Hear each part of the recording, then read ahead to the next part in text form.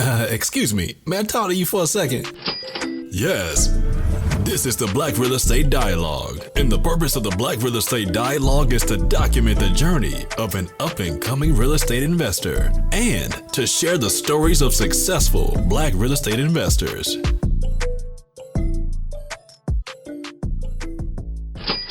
So you want to start a podcast, huh? Well, we got something to help you. The Black Real Estate Dialogue brings you the How to Start a Successful Podcast on a Budget with No Experience ebook and webinar bundle. We are controlling transmission. Come and put info into action as we show you the step-by-step process to sharing your successful podcast on a budget.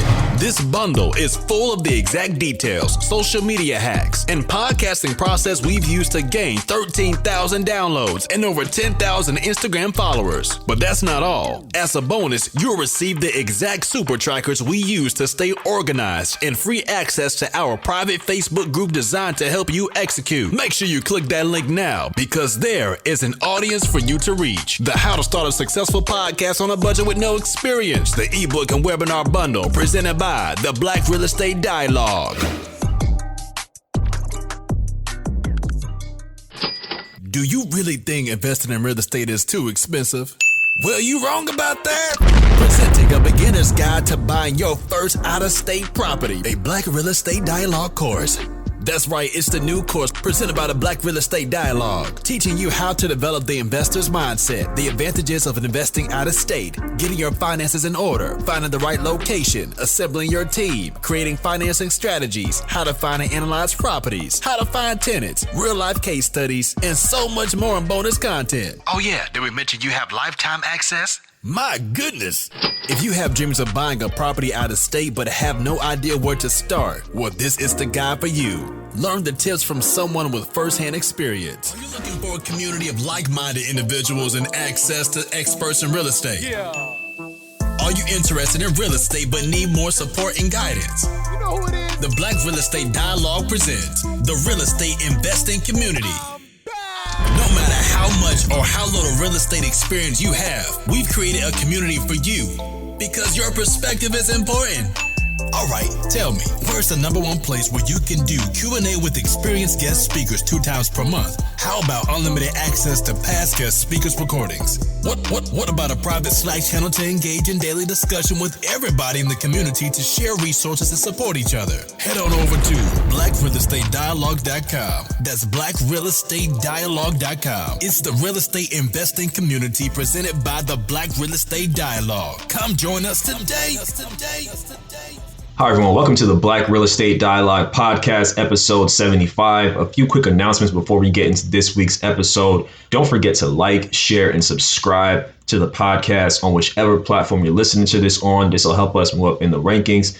It'll also help us to reach more people. So thank you in advance for supporting us in that way. And if you could leave us a rating and review, that would be helpful tremendously. So thank you in advance. This episode is sponsored by the Bread Real Estate Investing Community. If you're looking for a group of like-minded individuals and exclusive access to experienced real estate investors, look no further. Each month, we have masterclasses that are taught by guest speakers in various areas of real estate twice a month. We also have unlimited access to past guest speaker recordings, so you can watch them at any time. You have access to our private Slack channel to engage in daily discussion with everyone in the community, to share resources and also to support one another. So definitely something I would love to see you involved in. I would love to see you grow in your knowledge of real estate and connect with people who are experienced in various areas. So if you want to be a part of this, go to blackrealestatedialogue.com and you'll be able to find more information. For those who have been tuning in for the last couple of weeks and months, you know that I'm going through my first tenant turnover. So my tenant moved out on Memorial Day, and I had some open houses while she was there.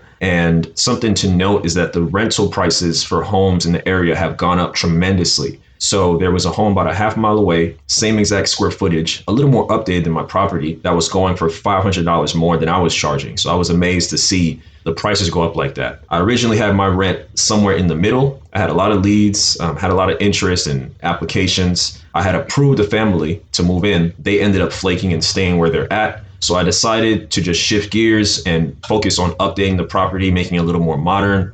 So I'm going to keep you all updated on that and hopefully get somebody in there by July.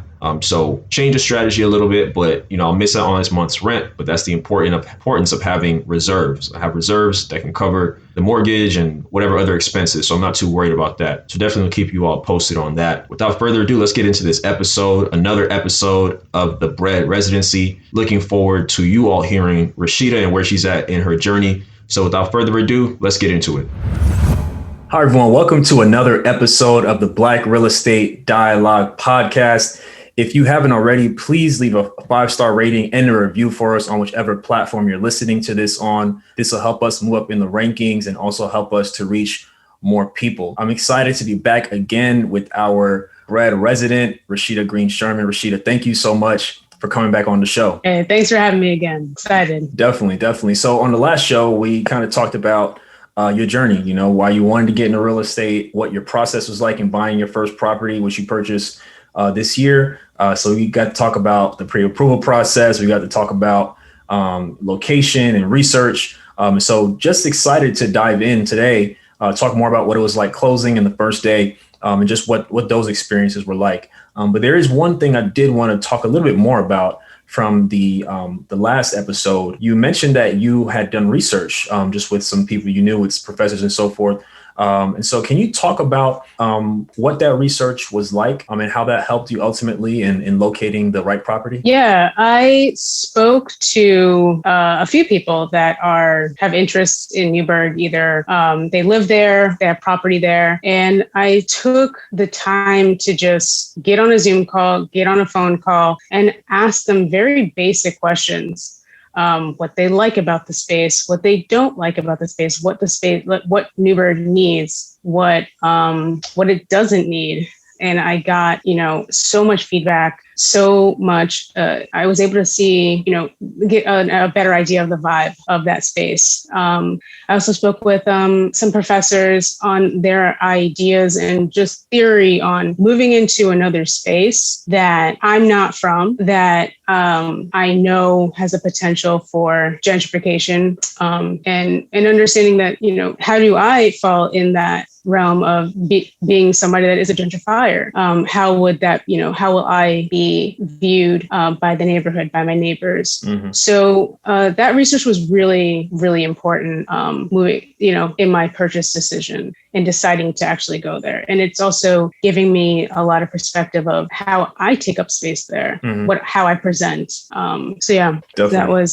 That was really important in my research process. Definitely. And for those who have not heard Rashida's first episode, I highly recommend you go to episode 72. Listen to the first episode, and everything we discuss here will make sense. Just a quick reminder, come back, listen to this one. Make sure you listen to 72 as well. And something you mentioned, I want to talk more about. So you mentioned gentrification. Everyone has their different perceptions of it. It's a big topic, right? So one thing you said is that you consider yourself a gentrifier. Could you talk more about that? It's understanding how I present. Yeah. I am buying a investment property in a space that I didn't grow up in. I didn't have any affiliation with. I'm not of there. I'm new, and I'm looking to create a foundation for my life to create wealth, create a foundation for a good life for me and my family and my future family. Mm-hmm. I want to be able to take care of 2 generations down and, the generation behind me as well, my parents. So it's about, you got to change, you got to look in the mirror sometimes and realize that, there are there are gentrifiers, but are you the one gentrifying the space? What does it look like when you come into that space with an investment, particularly an investment if you're for property? How is that going to be perceived by the people that have been there, always have grown up there, and, proudly say that they're from that space? So, and then also it makes me realize what can I do to give back to the community? What can I do to say, hey, I completely support this, or I completely support this space, and I want to be part of its growth. So yeah. Definitely. Have you thought about, I know obviously it's been it probably feels like it's been 5 minutes, but are there any ways that you've thought about giving back to the community or being part of the community and kind of how you can contribute? Yes. First, by keeping my tenants there. Like, they've been there. They're great. They're of Newburgh. Keeping them there. Also, shopping locally. Shopping. There is down the street, there's like all big box stores that I can choose to go to, or I can choose to go to like the local mom and pop stores right around the corner in walking distance. I think also purchasing property directly from their land bank, which those funds are dispersed, accordingly throughout the community. And also bringing something beautiful. We'll get to it later, but I'm in the middle of the architectural review committee, and I want to make a beautiful building. I want to make it look, bring it back to when it was brand new. So I want to give that and make it shine. And that enlightens a spirit of a space like that, of a city or a town. So that's how I give back. Love it. Yeah. So awesome. So the next thing I'd love to talk to you about is, we talked about, again, pre-approval, location, research. Take us to the closing table. So, what was the closing process like? Were there any obstacles? Did you have a super delayed closing? Like, talk to us about what that process was like before you got to finally just sign and proceed with everything. Sure. My closing was pushed back 3 times. Was supposed to be, I believe the first one was in November. We ended up closing in the end of January, 2021. And there was a lot of little things that needed to be ironed out. And they weren't on me, but they were part of our contract, the contract that I had with the seller. I had a list of it. We had agreed on a few things, and he had to install a fence in the backyard. With a permit. He had to clear the backyard of all the vegetation. There was like weeds that were like 9 feet high. Wow. To clear out. Yeah. There was the basement had to be clean, removing all the mold out down there. There was ivy growing on the side of the building, so he got rid of that. And this is super important, any open permits or violations, they had to be resolved. So within coming to closing, the last month, the month prior, the seller was working on all those items, and some of them didn't get done. And I'll get to it later, but I have to work through them. But I was compensated for that, which was great. So getting to the closing table was just making sure I didn't actually have a final number for my closing. It kept going up and down. At first I think it was like 14. Then the next week it was 16,000. Then at one point I read something that said 19,000. I was like, that's how. So I don't really understand it completely, but it was my loan broker basically saying that these are it's calculated I don't really understand. So it just kept changing. It also kept changing on the things that he wanted to compensate me for. So, and then there was utilities that he had to pay the final bill on, and that changed the number again. So it was just the month before was just a waiting game, and me just tapping my foot, saying like waiting for the day we get like the okay, like this is the day. Yeah. And we finally got it. So we went. I thought closing was, I don't know why, I had this whole idea of what closing looked like. 30 days, roses, no problem. Yeah. Yeah. And like, some like big office table and like leather seats and all this stuff. Lights and cameras and the news reporters. Yeah. But we're in COVID time, so it was not like that. The seller wasn't even there. I thought that the closing location was going to be somewhere in New York, like the Hudson Valley, New York, or maybe even the city. It wound up being way out in Long Island, at a place that just specializes in or just handles closings, which I didn't know existed. So, so the day of, I woke up and I was super nervous. And I had to get a cashier's check. And I think that morning I found out what my closing costs were going to be. I think it was like very close to that day, I found out what they were exactly going to be. And they were significantly lower. They were like 10,000 and change.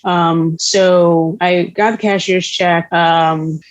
and just went out there. And we got into a conference room. It was me, my lawyer, my loan broker, my mom, and the person doing the closing. And she just had a big stack of papers, and it's just huge. And she walked me through every single thing. Yeah. And my lawyer was there, which I never done this. So I didn't know that my lawyer had to be right there seeing everything and looking.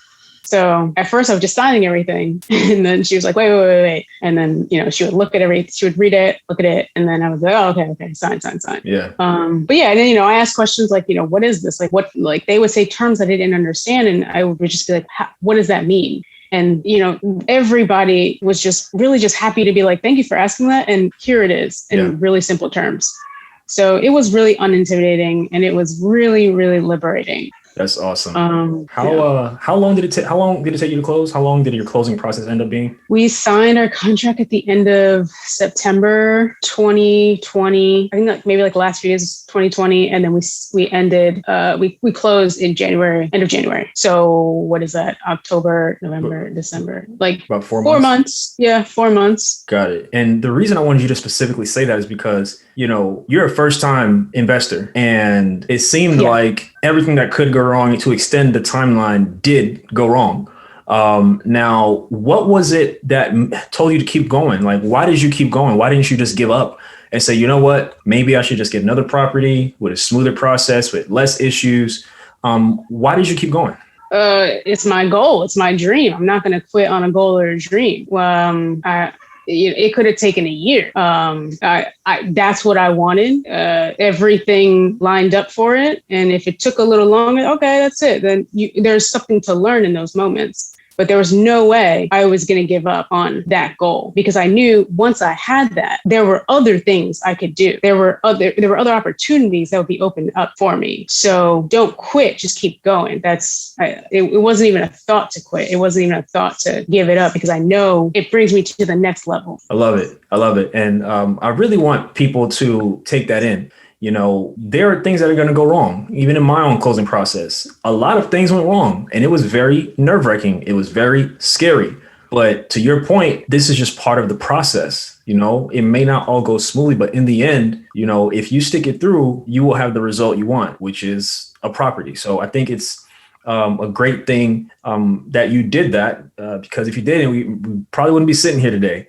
And so, talk to us about that feeling once you finished signing all the papers and the property is yours. How did that feel? Man, it felt great. I called up my brother to tell him. It was good. It was just felt like when I was little, I always wanted this. And to actually see, to have it was just nice. It felt good in my soul. It felt good.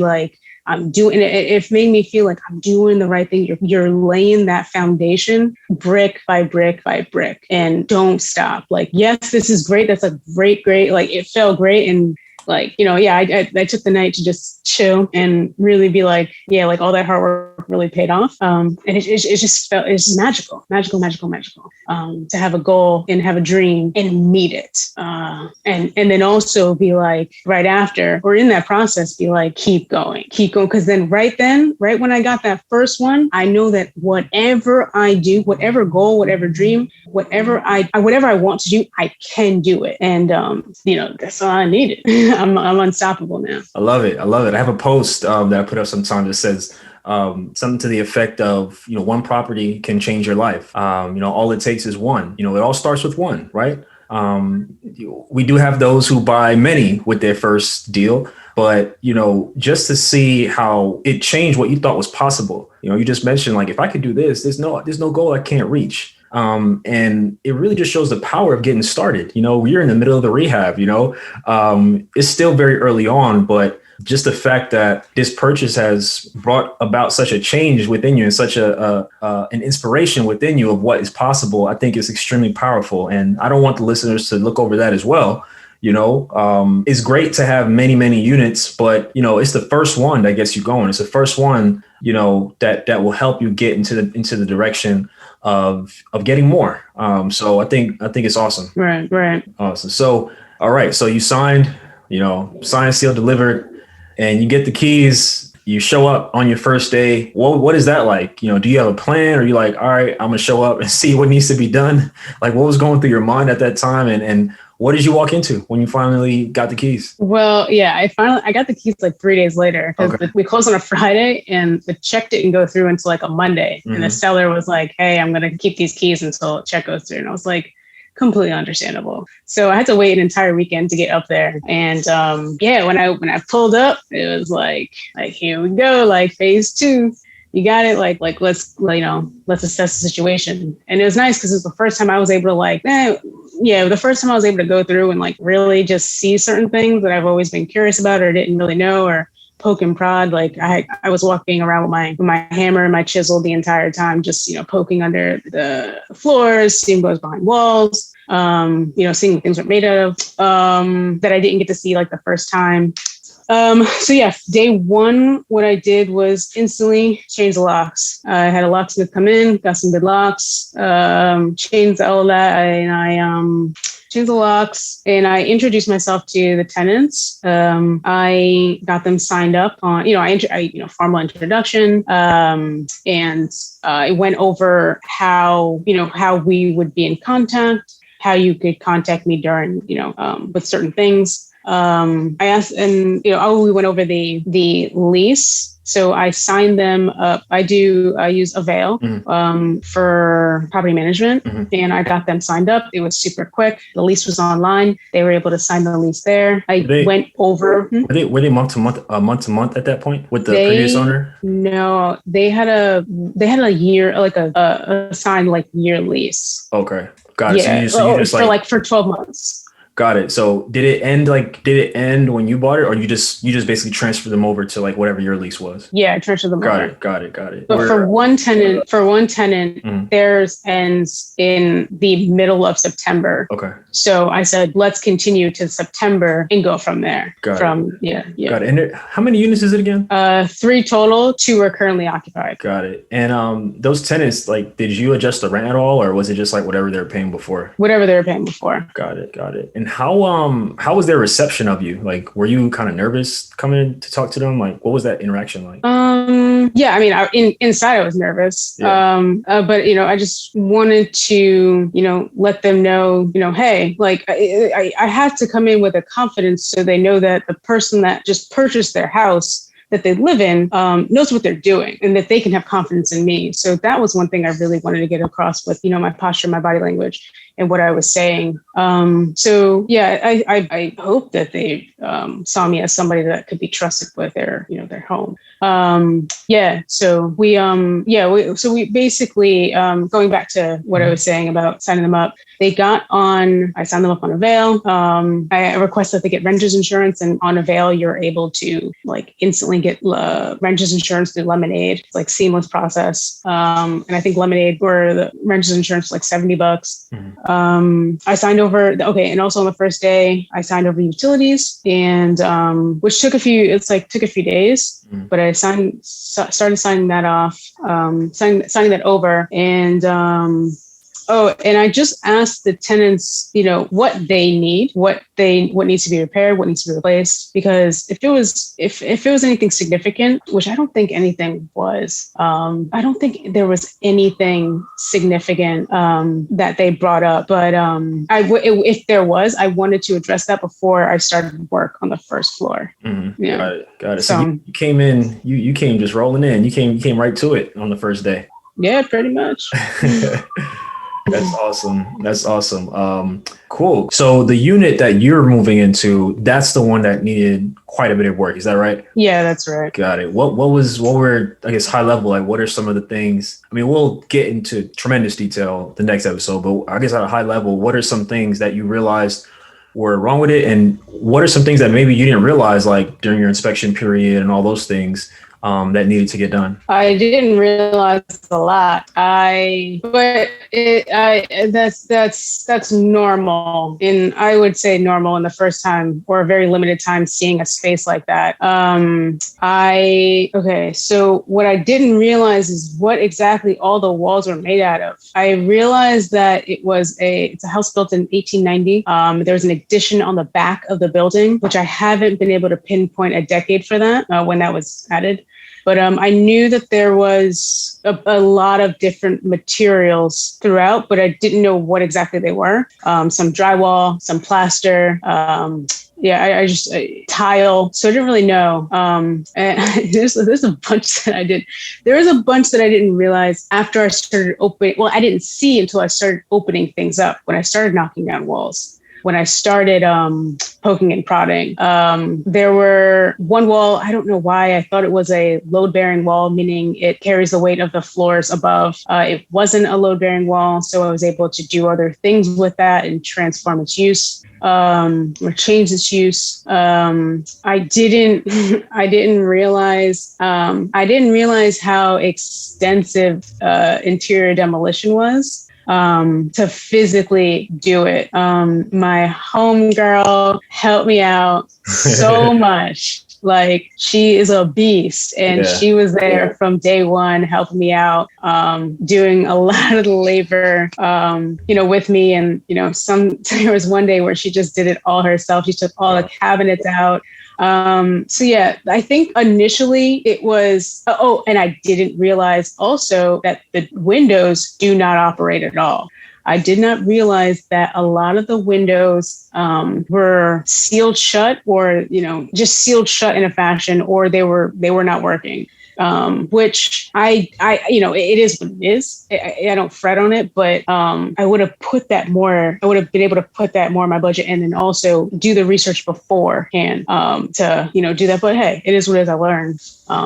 Those are some things I didn't realize. I didn't realize also that, there's a gopher or a woodchuck living in the backyard rent free. I didn't realize that. I didn't, little things like, I didn't realize also that there was like a really beautiful chest in the basement, which has since been damaged that's another story for another day. But there's, when you're in the space and you get to really, really look around and you realize different things, and every day. I didn't realize that the bathroom had an exhaust fan. And the more that I peeled that layer back and I saw, okay, where does the exhaust fan really go to? How is it physically how are the fumes, or how is the air being exhausted from the space?